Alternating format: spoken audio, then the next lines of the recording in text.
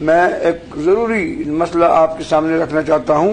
اور یہ کہ عام طور پہ لوگ کہتے ہیں کہ تم قادیانیوں کے پیچھے پڑے ہوئی ہے، اور بھی تو مذاہب ہیں، عیسائی بھی ہیں، سکھ بھی ہیں، ہندو بھی ہیں، اور تم نے قادیانیوں کو لیا ہوا ہے۔ تو اصل بات یہ ہے کہ ہمارا ایجوکیٹڈ طبقہ، ان کو چونکہ اسلام کے ساتھ جو ہماری تڑپ ہے دل کی، صحیح معنوں میں کہ ایجوکیٹڈ طبقہ، ینگ طبقہ یہ اسلام کو سمجھنے کی کوشش کرے تو ہمیں ایسے تندوں میں نہ پڑتے، لیکن ہم جب دیکھتے ہیں کہ یہ تھوڑی سی حرکت قادیانی کرتے ہیں اور ان کے ساتھ پیار محبت کرتے ہیں تو ان کی گود میں جا بیٹھتے ہیں تو ہمیں دکھ ہوتا ہے۔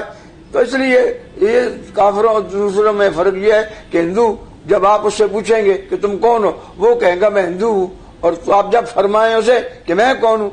ہم کون ہیں، تو وہ کہے گا آپ مسلم۔ سکھ کو کہیں گے کہ ہم سکھ ہیں تم مسلم، عیسائی کو کہیں گے ہم عیسائی ہیں تم مسلم، اینی ون کسی بھی فرقے کو آپ کہیں گے تو وہ کہے گا اپنا نام لے گا اور ہمیں مسلم کہے گا۔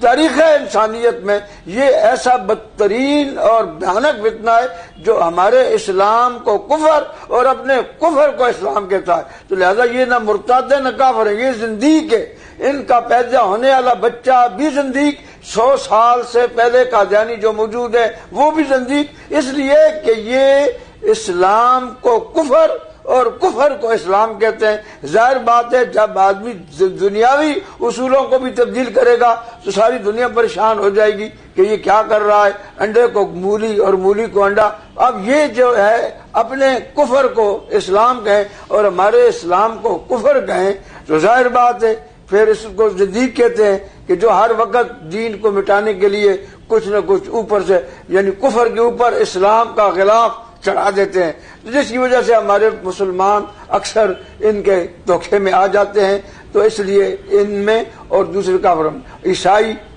وہ ہندو، سکھ، عام لوگ جانتے ہیں یار یہ ہندو ہے یہ سکھ ہے، لیکن یہ کلمے کے روپ میں آتے ہیں، اسلام کے روپ میں آتے ہیں، کفر اپنے کفر پر اسلام کا غلاف چڑھا